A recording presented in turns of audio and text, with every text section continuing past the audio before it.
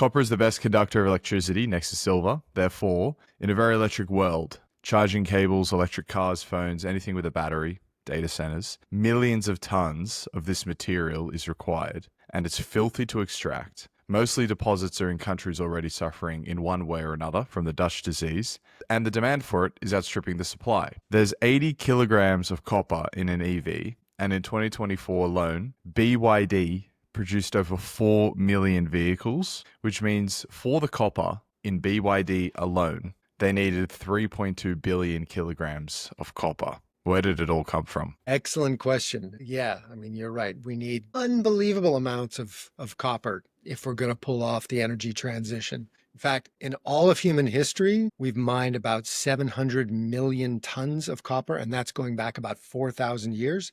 We're going to need to mine that same amount again in this generation within the next 20 years. So where's it all going to come from? That's a great question. So the world's biggest supplier of copper today, and has been for many years, is Chile in South America.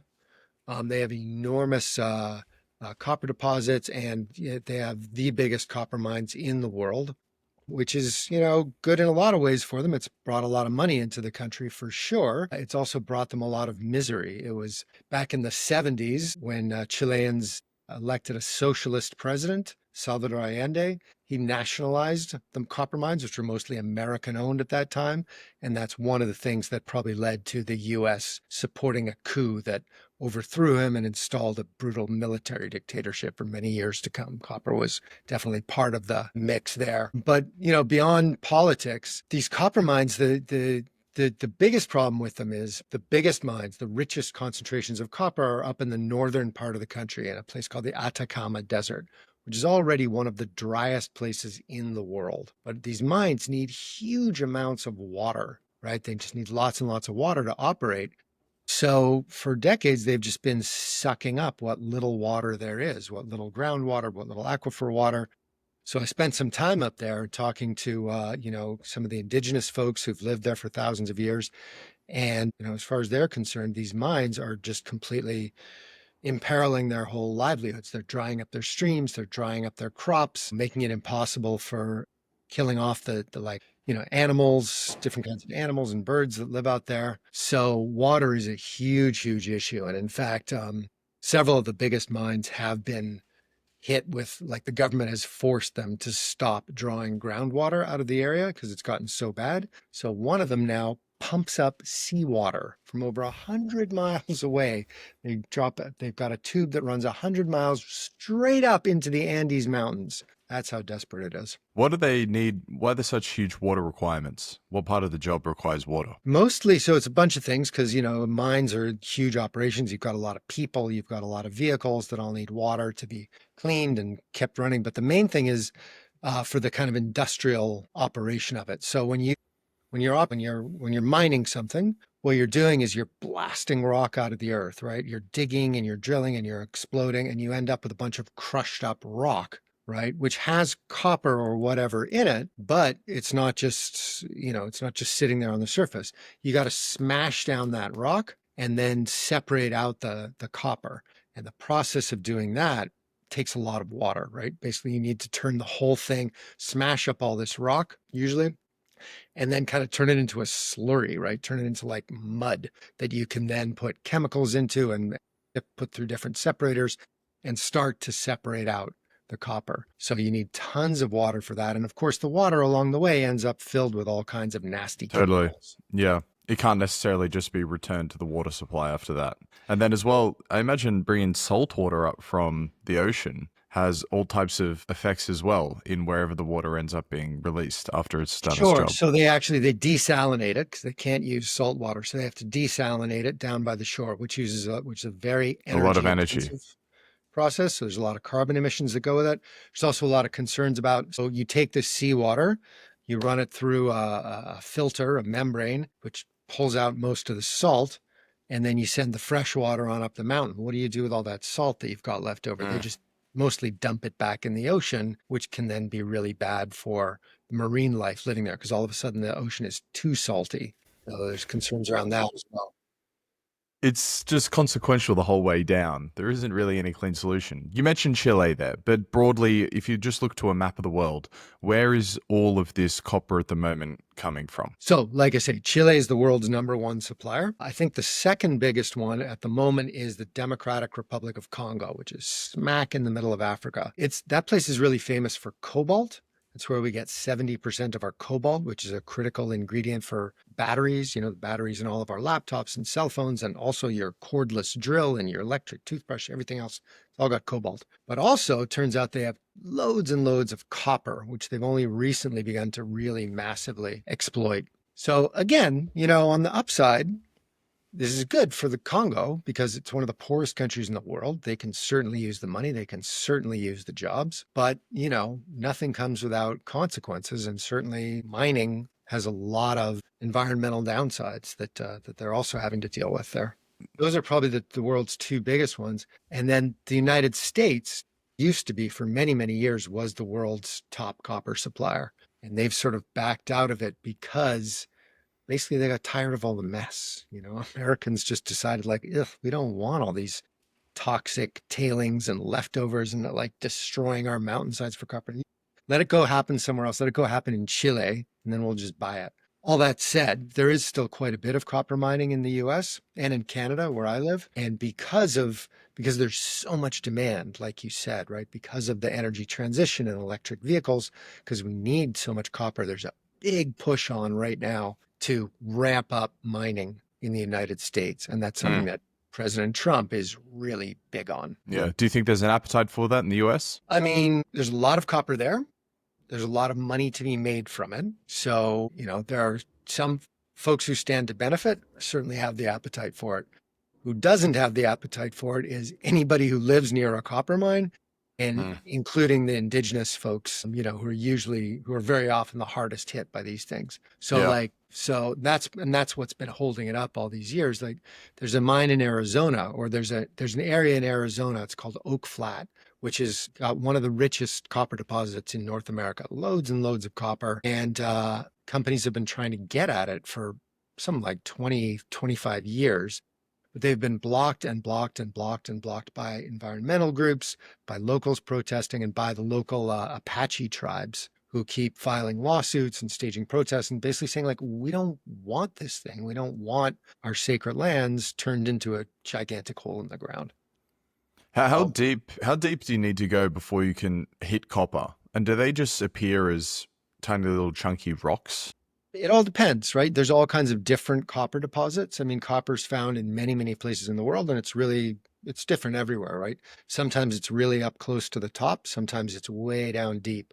And this is one of the reasons why human beings have been digging up copper for 4,000 years, is sometimes it's basically right up on the surface, and you can see it and you can chip it out with a stone axe and go, oh, look at that. It's so pretty, I'm going to make it into a little amulet or something, which we've found, right? We've found amulets and copper jewelry and tools going back thousands and thousands of years. Often though, it's way down deeper.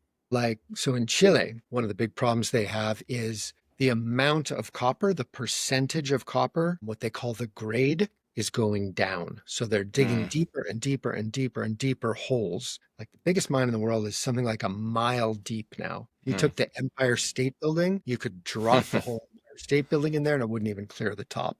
But the copper they're getting from the bottom there is really low grade. It's like half of 1% of the rock they pull up is actually copper. All right. Yeah, this is one of the reasons why they're moving to Congo, because Congo has much richer deposits. Easier to get at. They're getting more expensive, more damaging to the environment, but less quality in the product that they actually end up extracting. Compounded with the idea that, and this is a line from your book, in the next 25 years, the world will need more copper than humanity has consumed in all of history so far. So in many respects, it's kind of an insurmountable problem if we're just going to push the negative externality to other developing nations for the extraction of all of this material. Even that might not meet the demands, assuming that we're going to properly electrify the economy. So yeah, I mean, listen, this is a point that I really try to make in the book, is there is no free lunch, right? There's no way we're going to pull off this energy transition without doing some harm. Always some costs. And we have to recognize that. We have to get past this idea of oh, we can find a solution that's perfect, that's perfectly clean, and that doesn't hurt anybody, and that solution does not exist. Okay. We have to switch over to renewable energy. We have to switch over to electric vehicles, and there are going to be costs with that. So there's no point in trying to look for a zero cost solution. What we have to look for is better solutions, things that cause less damage, less harm. And that's the best we can hope for. That's it's something a lot of people don't want to necessarily hear that, but it's just the truth, right? We're human beings. We wreck stuff. We consume, we damage. There's no getting around it. And for you, is a big part of that solution a much more efficient recycling mechanism and system? I think you spent 2 chapters in different sort of aspects of the recycling that's currently happening. Yeah, for sure. I mean, basically, we need to find better ways of getting these metals than just digging them all out of the ground, even though we're going to have to dig some of them out of the ground. And recycling is the most obvious one, right? We already do recycle a fair bit of metal. It really depends on which metal you're talking about. But we could be doing much more. We should be doing much, much more. That said, I mean, again, so, when I started in on this book, that was my first thought, right? Is I was like, okay, I know mining's bad, but we need these metals. So what's the solution? Recycling. And I thought, yeah, recycling's great, right? It's just nothing but good. Well, no, turns out I came to find out, recycling is better. It's less harmful for people and the planet than digging up raw metal and building new stuff. Yes, but it also has its costs. Recycling is also really polluting, generates lots of pollution, uses lots of energies, emits lots of carbon. And very often it's done on the backs of the poorest people in the world. So, so those 2 chapters where I really go into it, where I really sort of dive into the whole supply chain of like, what happens to your old laptop or your old iPhone when you chuck it in a recycling bin? It doesn't magically get turned into new clean metal. No, it ends up getting put on a truck. And that truck gets driven to a port. And in that port, it's loaded up on a diesel burning cargo ship and sent thousands of miles overseas to somewhere like Lagos, Nigeria, where I went for the book, where it's going to end up in the hands of some guy who's going to crack it open with a hammer, like a clamshell, and just pull out the little bits of valuable metals and get that back into the recycling stream. Talk a little bit more about that experience you had in Lagos. I forget the man's name now, but you sort of come across a fella who ran his own little business. And at one point he's sort of holding a bag in his hand full of circuit boards. It's worth $35,000. Yeah. But the intricacies in which they went into deconstructing all of these old electronic equipments and separating them for parts to resell back to China or back to America. Yeah, it's absolutely amazing. Like, it's so much more, the whole process is just so much more complicated and intricate than I had any idea. So the guy you're talking about, his name's Tijani Abubakar, and he runs a pretty sizable business, actually, a multi-million-dollar business that he started up from scratch, basically turning our old junk into money and selling it right back to us. Basically taking our old e-waste, our old phones, laptops, and then breaking them apart into parts and selling them right back to us. So it starts with cell phones. He specializes in cell phones, and he's got hundreds of guys who are just sitting around all day, every day with old junked phones, right? Phones that people have thrown out. Like I said, cracking them open with hammers or with screwdrivers and just pulling out the little bits of the circuit boards that are inside of them, which have little bits of copper, gold, silver, other valuable metals. Okay, so you can sell those circuit boards. He bundles them all up, sorts them out by type of phone, by how much copper they've got on them, and then sells those to e-waste scrappers that are all in the rich world. Some of them are in Europe, some of them are in China, none of them are in Nigeria. But it goes deeper than that, right? So the circuit boards are the easiest part, but he also, on your circuit board, usually there will be some computer chips, right? The little chips that run the memory on your phone, or, all the different computer functions. His guys snap those chips off and sort them out. There's teeny tiny little serial numbers on every single one of them. And you can sell those chips separately, a la carte. There's a whole thousands and thousands of different sizes and shapes. Tijani's got it all wired. He sorts them all out, different bags. He's got different buyers for different types of chips. And also all the other components, the camera on your phone, just that teeny little lens on the back of your phone that takes pictures. They break that thing out, they pull it out. It's just a little lens with a little strip of foil. And then you can sell those as well. So he separates it all out into these different fractions. Yeah. And like you say, when you get the good stuff, the really valuable chips or a bag of phones with like a lunch bag full of this stuff is worth tens of thousands of dollars. So there's a lot of money to be made. So it was really it was just amazing watching these guys work and just seeing how resourceful and ingenious they are at, really like recovering like every dollar's worth of valuable anything from these phones. So that was great. That was really, that just kind of blew my mind. And I thought it was really, impressive and also really good for the world, right? These guys are really doing a service. They're diverting trash from the landfill. That's cell phones that are not going to end up in garbage heaps. And they are getting metal back into the recycling stream that would have otherwise just gone to rot. And they're creating jobs, right? Lots and lots of jobs in places like Nigeria that really need them. But there's a downside, because Ryan, there's always a downside, right? And the downside is basically what happens to the rest of it. So these guys are pulling out the chips and the cameras and the metal and like the bits that they can sell. What happens to the rest? What happens to the plastic casing and to the wires and the cables and the other bits? Mostly they get junked and burned in these big open pit fires that just send out the nastiest, most, reeking toxic smoke you can imagine. It's getting breathed in by the guys burning it and also everybody who's living nearby. Yeah. Hung out with some of those guys as well. And yeah, it's pretty ugly. Yeah, there was a funny anecdote from the book where you asked someone who lived in the area, aren't you worried about all these fumes? And he goes, don't worry about it. We only light the fire at night, so everyone's sleeping anyway. Right. As though like people don't breathe when they're asleep? Yeah, exactly. No, that's what happens when you sleep. Didn't you know? You just stop breathing for 12 hours. That's why you fall asleep. Now it all makes sense. Yeah. Yeah. It's local knowledge. Yeah. So it is an incredible anecdote, or a vignette rather, into Lagos and this fella Abubakar, who's not only running a really, really good business, but employing lots of people and, presumably doing a service as well in the supply chain of recycling. But if you're going to be really hard-nosed about it, what percentage of the scrapped material can they really be re-entering into the supply chain just from phones alone? When isn't the vast majority of copper in our grid system, in electric vehicles, in much larger vehicles or things that require electricity to be transmitted along them? Yeah, for sure. I mean, e-waste, it's a big category. It's, tens of billions of dollars worth of metal is locked up in e-waste, electronic waste, but it's small, it's tiny, it's dwarfed by the amount that goes into industrial facilities, right? It's basically, like you said, our whole electric grid runs on copper, right? Almost all the power lines you see,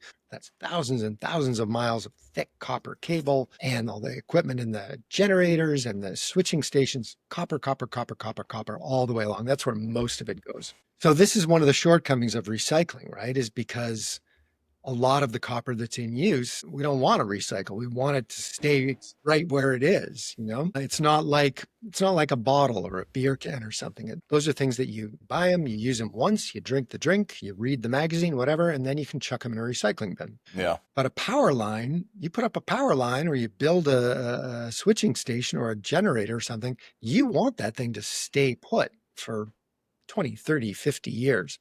So a lot of that copper is, it's basically sort of off the table. It's taken out of circulation. So recycling is only going to get us so far. And that's why we're going to need to do some mining. There's no avoiding it. So need to do some mining. You refer to a couple of big mining magnates in the book. There's this great Australian fellow, Gerard Barrett.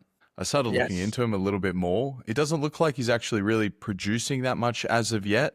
But yeah, give us a sense for this fella, the Australian billionaire deep sea miner. Yeah, he's not a billionaire yet. He's hoping to be. He's trying really hard to become aspiring one. Billionaire. Yeah, he's a multimillionaire. Yeah. Anyway, Gerard Barrett is a guy, he's an Australian entrepreneur. Long about like 20, 25 years ago, he got turned on to the idea of deep sea mining. And the idea here is in the ocean holds loads of these metals that we need, particularly in the bottom of the Pacific, in this area at the bottom of the Pacific Ocean, about 4 miles beneath the surface. There's billions of these little rocks called polymetallic nodules that are full of copper, cobalt, manganese, a bunch of the metals that we need, right? So he finds out about this. teams up with some other business partners, and they launch a business to try to start digging these things up and making big money from it. Well, that first business was called Deep Green, and it wound up going bankrupt without ever having produced any metal, but did cost its investors and the state of Papua New Guinea that they had teamed up with something like $500 million. So that was his first foray. Now he's back with a new company called The Metals Company. Not the most original title, but point across. It's on the nose. It's on right on the nose. Anyway, so they are one of several companies. They're the most aggressive of a bunch of companies that are trying to get permission to start digging up these nodules from the bottom of the Pacific Ocean. Basically strip mine the ocean floor. What could go wrong?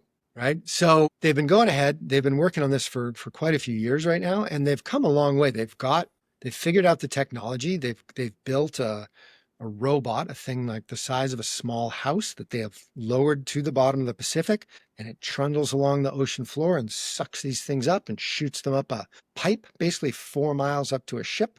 So they've proved they can do that. They have the technology. They have, and they have agreements in place with a couple of other companies to do the processing and so on. The only thing that is stopping them at this point is that under international law, it's up to the UN, to a particular agency of the United Nations, to say, yes, sea mining is okay, or no, sea mining is not okay. Oh my God. Yeah. Interesting. I didn't know they'd gotten that far. So it's literally all in the hands of a lobbying effort from the metals company to get the UN to say yes. It gets even weirder than that. So that's been stuck there for the last couple of years. Basically, this little agency, it's called the International Seabed Authority. That was that. Yeah. Well, they're the ones. They're this tiny little agency that barely anybody's heard of, but they have this enormous power. Yeah. Because when they were set up, long story, but basically when this agency was created, nobody was really thinking about seabed mining. This goes back to the 80s, and it's really there for, sort of scientific cooperation, coordinating, and blah, blah, blah. Nobody really thought at the time, like, oh, that mining the seabed would be a multi-billion-dollar industry. Yeah. So they just kind of got given this authority that they still have. Anyway, long story short, Gerard Barron and his friends and allies have been pushing and pushing and pushing for the Seabed Authority to give them the green light. And the Seabed Authority has kept saying, no, we need to do more research, because who knows, right? We don't know what's going to happen. I mean, basically any ocean scientist that you talk to will tell you this is a crazy idea, if only because we just don't know what the impacts will be, right? The damage to the oceans are huge, right? Yeah. I suppose, Jared, obviously, I looked at his website. I became very interested in that particular one, maybe just because it's an Australian. Fair enough. Couple of red flags off the top. He lives in Dubai. Right. Even though it's a Canadian company. And when I looked through the website, I noticed how many people on his team were, in one way or another, some type of lobbying effort to show, look how much work we've done to really make sure that we're going to be environmentally friendly. I think half the people were some type of researcher, reporter, or scientist. And maybe I should be less cynical about it. I also, to be honest, I think it's a great idea. If we're going to take for granted that in the next 25 years we need more copper than we've ever consumed in all of history, then potentially we might have to extract it from the deep oceans or open up a copper mine in, where was it, Atlanta or something like that in America. Well, we're gonna decide what we're prepared to trade off. Yeah. So this is exactly their argument, Ryan, is that deep sea mining will be easier. It'll be safer. It'll be less harmful, right? You're not going to displace any local communities. You don't have to tear up the rainforest like they're doing in Indonesia, et cetera, et cetera. That's their argument, is that it will be safer. And it that might turn out to be the case. But the thing is, we just don't know. There's so little research that's been done. We don't even know what all is living on the bottom of the ocean. There's been very little exploration done there. And the thing is, if we mess up the oceans as badly as we've messed up the atmosphere, we're sunk, man. We need the oceans for food. We need the oceans for carbon. We need the oceans for oxygen. Yeah. And don't forget, the oceans are already stressed from climate change, from overfishing, from pollution.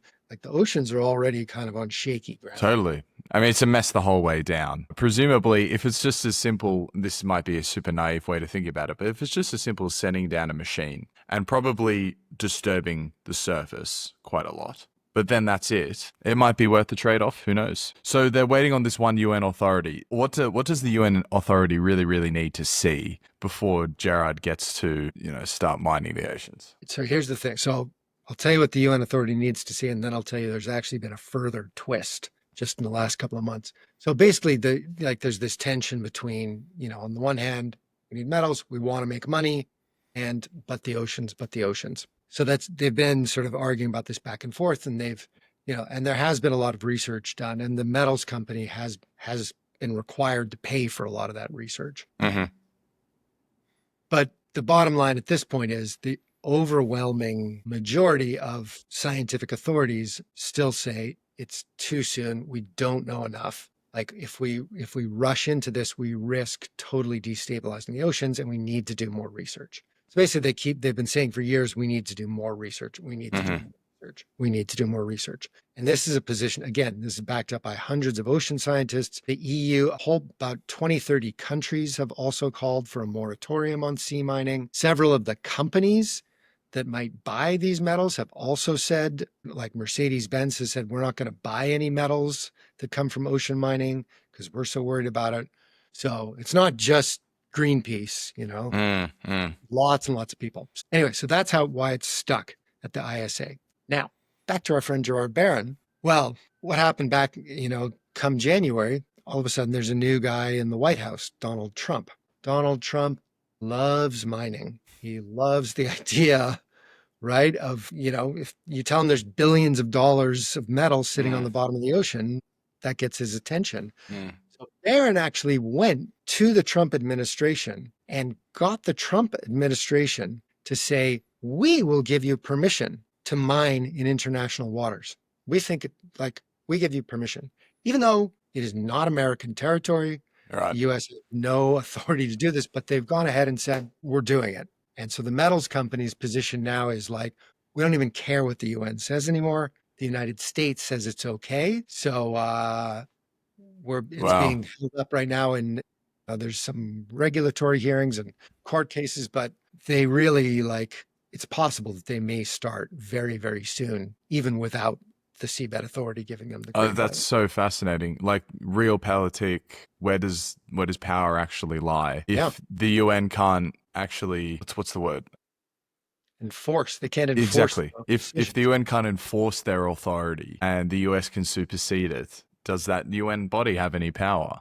That's super fascinating. So in that case, where is the metals company going to start their work? I saw online they're partners with Tonga and Nauru. Right. So the way that it works under the UN framework is private companies have to team up with the country, with a UN member state. So the metals company has deals with Nauru, Tonga, and Kiribati, these teeny, tiny little islands that you might have heard about them a bit more because Australia has a nasty history with some of them. Yeah. Nauru is where I think until pretty recently, Australia was sending refugees, people that showed up wanting to get asylum in Australia. And Australia's like, nah, you're going to go to a prison camp on this little island instead. Anyway.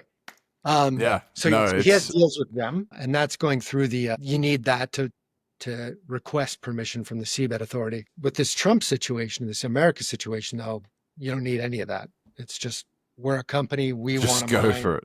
What the fuck? Just go for it. There needs to be a little bit more handrails than that. Well, then if Barron, I mean, you've interviewed him several times. If Barron is now confident that he is not going to have any law enforcement on his back, where does he go? What's the first place that they've spotted out where there's going to be maximum yield? So the place they've really been focusing on is called the Clarion-Clipperton Zone, and it's about halfway between Hawaii and Mexico.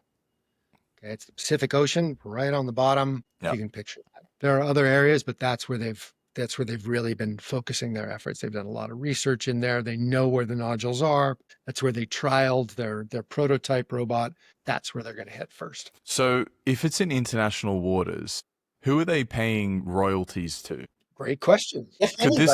Yeah, could this just become the most singularly profitable company of all time? Because they can just go around picking up billions of dollars off the floor, and the only expenses they have to incur is the cost of extraction. Because for all these Australian companies and Rio Tinto and the presumably even Toxic Bob's companies in the DRC, the biggest expense is actually the royalties that you need to slap on to whatever the state is that you're taking it from, as some acknowledgement of we're actually taking from your land here. Here is a small check for your time. Right. Yeah. I mean, that's totally unclear, right? This is why, like, under the UN, this is why you have to team up, or this is one of the reasons why you have to team up with another country, right? So if the metals company started mining under the UN rules with Nauru, then Nauru would get some kind of cut. They'd get some kind of royalties. But if it's just Trump saying, go ahead, who knows? You know, I wouldn't, I'm sure the Trump reelection fund would get a nice big check. Beyond that, I don't know. My God. Yeah. I mean, Well, how, there's no rules, right? There are yeah. no rules. What he's proposing to do is just something for which there are no regulations, there are no rules, and the real question is like, who's going to stop him? Yeah. Why has there been such a drastic slip back into a type of crony capitalism in the United States? Well, Well, you that's a know, big question. and people just seemingly not caring. Yeah, I don't know, man. I think a big part of it is, and this is just me kind of riffing off the top of my head, but the United States has been the world's dominant power for, quite a time now, 70, 80 years, more maybe, depending on how you measure it. And it is clearly starting to slip. The American empire is crumbling and China is rising. And Americans know that and they can feel it and they don't like it. And this is the whole Make America Great Again slogan, right? It's like, if you're my age, if you're in your 50s, your 60s, like when you were growing up, like America was king, no doubt about it. The richest, the most powerful place where everyone wanted to go. Everybody wanted to be like Americans. And now, like, people hate us all over the world. We've got, like, China is kicking our ass in practically everything, in clean energy and robotics and AI, you name it. Definitely in manufacturing and every kind of industry. And, and life is sort of slowly getting worse for lots and lots of people. There's homelessness and there's fentanyl and housing's totally unaffordable. And it's not nearly as, things ain't like they used to be. They're really not. And so along comes a guy like Trump, who's just like, I'm going to make you all rich again. All you have to do is say yes to whatever I propose. And a lot of people go, hell yeah. Let's do it. Let's mine the seafloor. Let's mine the national parks, So who knows? That's a topic for a whole nother podcast. Yeah, it definitely is. Are there any competition to the metals company? Yeah. So like I say, they're by far the most aggressive. They've really been out front, pushing. But there are a few other companies out there. Lockheed Martin, which is a defense contractor, they have a sea mining subsidiary. There's also a Belgian company, a big shipbuilding company that also has a sea mining outfit. I talk about them some in the book. And they've also built a prototype that they've also trialed. And then there are a lot of governments, right? The Chinese government, the Indian government, Japanese government, they're all doing research into this stuff. They're building prototypes. China what did they just do?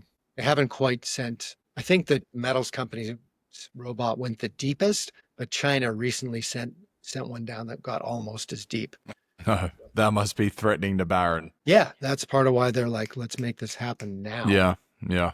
All right. So the other thing about his company, all the other companies that are involved in it are either they're parts of major corporations like DEME, the Belgian shipbuilders, or Lockheed Martin, or they're directly financed by a national government. The metals company is pure venture capital, right? It's all just him going around the world and talking people into giving him money in the hopes that they'll get some money back. And that he's been talking that talk for quite a few years. They have made zero profits. They have produced zero metals. They've done nothing but burn through hundreds of millions of dollars so far. So they're in a hurry. Oh, the stress. Yeah. It's stressing me out just thinking about it. But you can only imagine, like, it is such a compelling pitch though, because you can point to exactly what the roadblocks are. And then after that, certainty is pretty clearly lit. But apart from Mr. Barron, Robert Friedland gets a shout out in your book as well. This really incredibly interesting figure for so many reasons. I was just in Singapore and I was looking for him when I was walking around. Oh, So I know he lives there. No, I didn't get him. I've been wanting to interview him for such a long time. And I'll let you take it from here, but he features in Steve Jobs' life, and then he features in pretty much some of the major mining projects all around the world. Yeah, he's a wild character.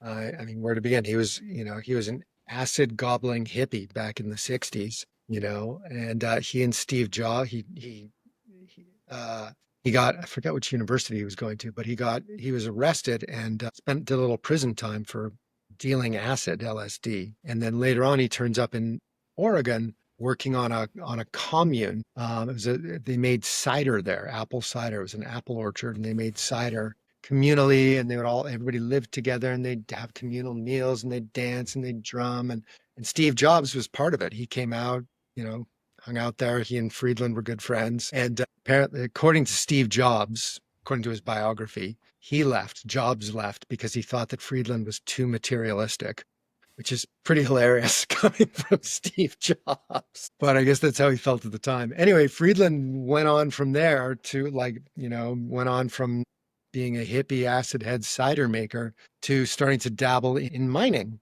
He's from Canada, like me, which is a big mining country, like us, probably second only to Australia. Yeah, and he got lucky early on. He discovered this huge nickel mine here in Canada, sort of made his bones there. And ever since, he's gone all around the world, and he's just become this gigantic mining magnet with this whole network of companies all over the world. And the biggest ones, like you said, are now in Congo. He was one of the first guys to get into Democratic Republic of Congo after the civil war calmed down there enough that you could go in there and do business again. So he's now running he just recently, like in the last year or two, they opened up an enormous copper mine, one of the biggest in the world.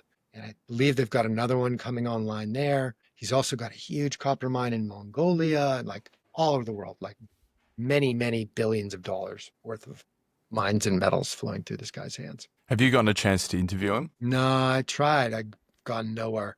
Yeah, he doesn't, he likes to talk. He shows up at a lot of the big conferences and gives speeches, but he doesn't give very many interviews. There's a fella called Eric Townsend who runs a podcast called Macro Voices, and he's featured Robert Friedland as a guest several times. Macro Voices. Yeah. So it's kind of a finance podcast, but macroeconomics, so big generalist themes. That's the idea. But anyway, he had Robert Friedland a few times, and I as well have interviewed Eric Townsend. And I said to him, look, man, I'm going to Singapore. I want to talk to Robert Friedland. If for no other reason, Robert has this sort of speculative company in geothermal drilling technology, which is a big interest of mine. And I was like, there's a lot of reasons here. Maybe he might be interested in either doing a podcast interview or potentially just hanging out. Anyway, it didn't go anywhere. But I got his email, and I was writing to him and following up. And then Eric said, look, sometimes he's in the mood, and then you just never hear from him. But if he's in the mood, he'll show up and he'll want to talk. I feel like Robert Friedland, obviously there is darkness to him, and I'd love to know, how do you secure these projects in the Congo or in Mongolia? Are you just a really good salesperson, right? Or are you prepared to show why you should be the person that gets these types of jobs? If you know what I mean, if you know what I'm sort of getting at. If you look at any type of foreign direct investment in the Congo, it's extremely corrupt, and it has been for the last 30, 40 years.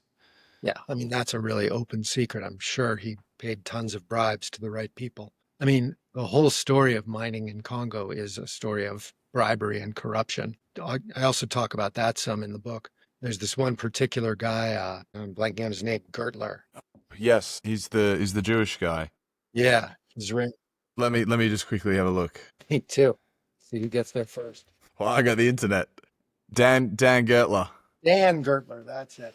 Anyway, yeah, he's this Israeli go-between that got himself stuck into the Congo back in the Civil War days and sort of made friends with all the right people, including Laurent Kabila, who later became the president. And then there he became, so then this Gertler guy, Dan Gertler, basically like, was the gatekeeper. Like if you want to get a mining concession, you want to open a mine in Congo, come to Dan Gertler and he will tell you who to bribe and he will take a nice cut himself. And he's been indicted in many different courts around the world. And but it's really an open secret that that's how business gets done, not only in Congo, but in lots of places. Yeah. And actually it's not even illegal in a lot of places. Like one of the things that Trump has done is re-legalize bribery. So it used to be illegal if you're an American company, not allowed to pay a bribe to do business in a foreign country. Now you can again. Just because culturally it's become more acceptable, legally nothing's changed. Because Trump repealed the law that made it illegal. Right. So legally something actually has changed. Okay, crazy. I got a couple of sort of out of the box questions here for you, Vince, but I wonder if there was, say, anything that we haven't touched on that you think is necessary, really. No, I mean, I always like to put in a plug for like the most effective thing we can do is to not drive cars. Okay. So, I don't know if that's coming up in your questions or if you want, I can just give you my spiel. Well, I'd love to hear it, but maybe leave it to the end. What about so how do the financials and commodities market impact our ability to extract and consume copper? So for instance, how much of a steeper curve does it make the difficulty of the renewable energy transition? Yeah, short answer is a lot, right? Metal prices are really volatile. They go up, they go down all the time. And so that makes it really hard for businesses, right? Like it's a very risky industry. So, I mean, I'm amazed sometimes that anybody does it at all, to be honest with you. It's like, there's so many risks. There's so many X factors. There's so many unknowns. And the price of the metal is one of the biggest ones, right? So like often you'll have a situation where, you'll like get the right to open up a mine for copper. And at the time, copper is selling for, whatever, $4 a pound. And you're like, great, that means it's going to cost me this much to dig it up. I can sell it for $4 a pound. I'm going to make this much. By the time you've done all the permits and all the engineering and everything, and you've actually got copper coming out of the ground, maybe copper's now $2 a pound. And all of a sudden it's not profitable at all. So that mine actually just gets shut down in its tracks. And this happens all the time where people just stop production because it's just not profitable. So, it makes it hard to attract capital because there's only so many investors that are willing to take on that kind of risk. And it makes it really hard to plan. Right, because your revenues are fluctuate a lot. Yeah, and it's mostly what a crazy type of business. It really is, man. Like I say, I'm kind of amazed that anybody does it. But some, when you hit it, if you do hit it, you can hit it really, really big. And that's sort of the bottom line. Do you think that a lot of mining, of course, is done by these giant globe-spanning corporations? So like, if one mine isn't panning out at any given moment, it's okay because the rest of their portfolio is doing well and they can sort of spread the risk around that way. Yeah.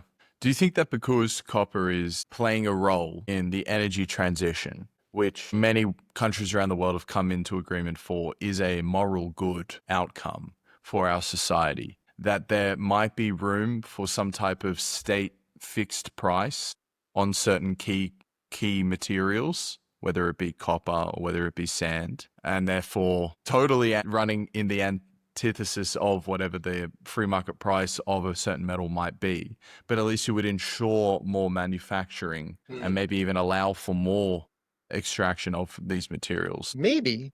I mean, generally speaking, I think there needs to be some kind of government support for critical metals and renewable energy, because a lot of these, it's often like the free market's not going to do it all by itself. And China, and this is exactly how China operates, right? They just decide, right, this industry is important to us. This industry is important to us. This industry is important to us. If they make money, great. If they don't, we'll just give them money. We'll subsidize them one way or another, whether it's a guaranteed price, whether it's a tax credit, whether it's direct investment. There's many different ways you can do it. But the bottom line is the Chinese government says we need to build solar panels. Make it happen one way or another. And that's how they've become the world's number-one maker of solar panels, wind turbines, electric vehicles, and critical metals. Whereas here in the US, and I suppose in Australia too, the ideology is much more like, oh, well, let the free market decide. But we don't actually do that, right? Like when we decide that there's something that is crucial to the national interest, we just pay for it. We just make it happen, right? There was no free market that developed the COVID vaccine, Mm. right? That was just we decided like we need this goddamn thing. Let's just pour billions and billions and billions of government money dollars into it till we get it, and then handle the problem. And same thing with if we decide that fighting a war in Afghanistan is important, we just go ahead and bankroll the war in Afghanistan. There's no market upside to the war in Afghanistan. Yeah, exactly. So I really think that for a lot of things, and this is not like some crazy Marxist idea either, right? We do this in the United States. The government already subsidizes oil and gas.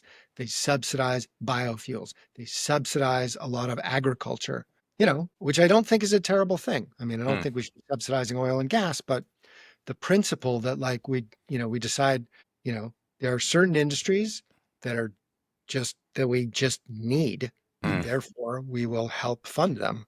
I think that's fine. I think it's the only way to go, in fact. Yeah, especially if you are thinking about competing with a nation as big and powerful and strong and multi-generationally minded as China.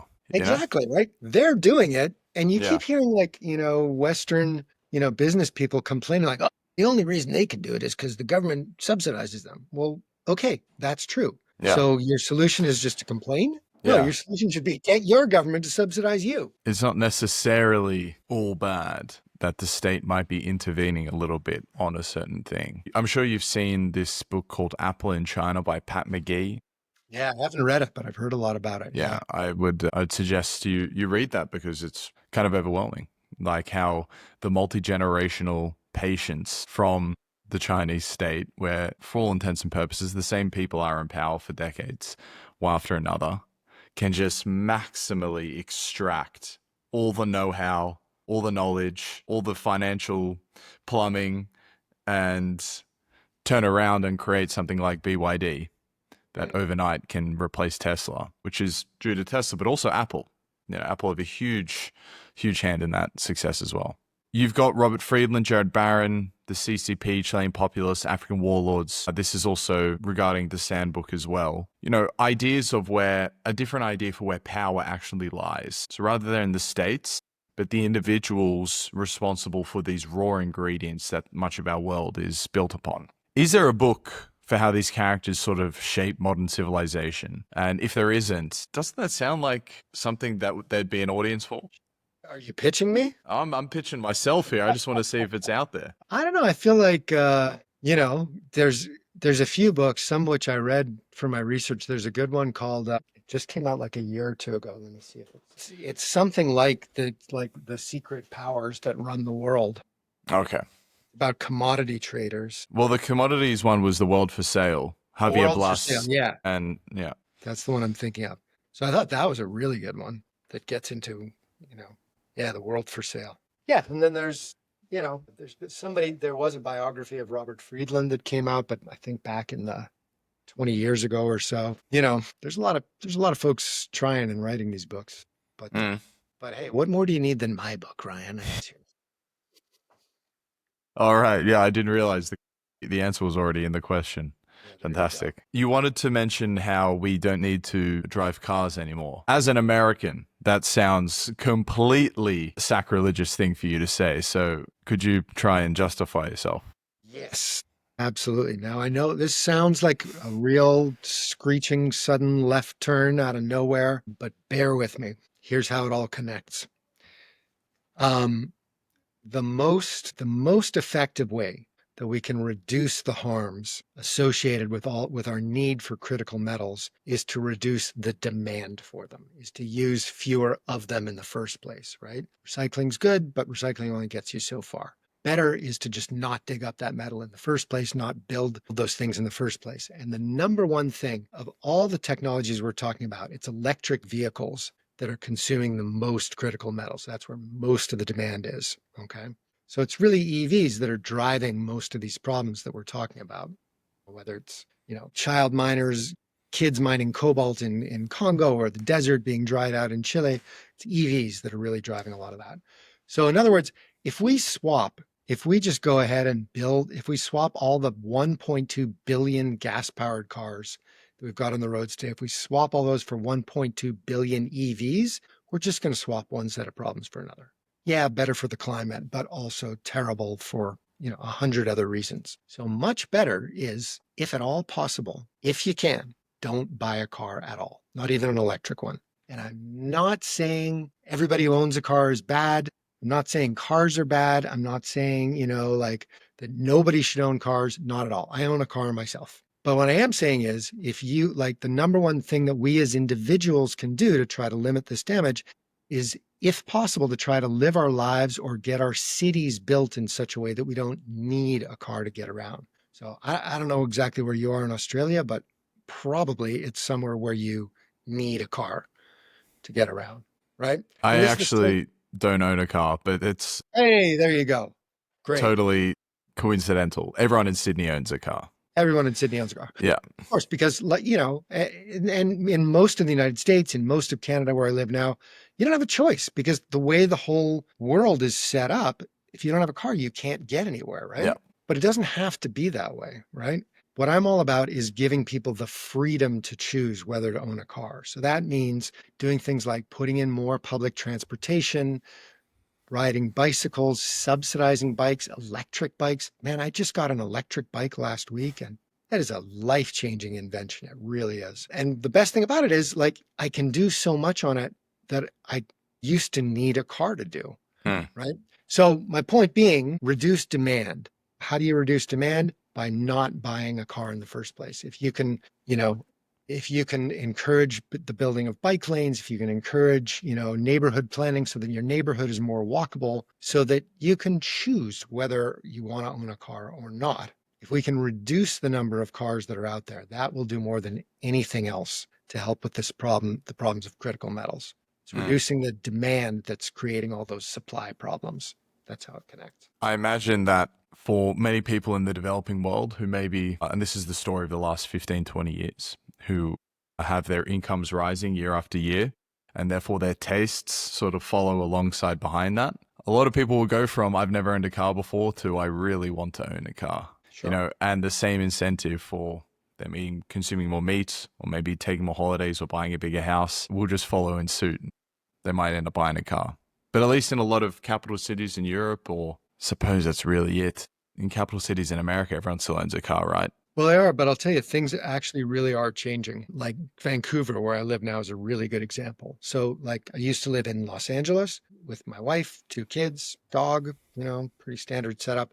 We had 2 cars, of course, because we needed them, right? To get the kids to school, to get our groceries, all that. Had to have mom, dad, we each needed a car. We moved to Vancouver about 5 years ago, immediately got rid of one of those cars, not because we'd suddenly become, environmental angels, but just because we didn't need it.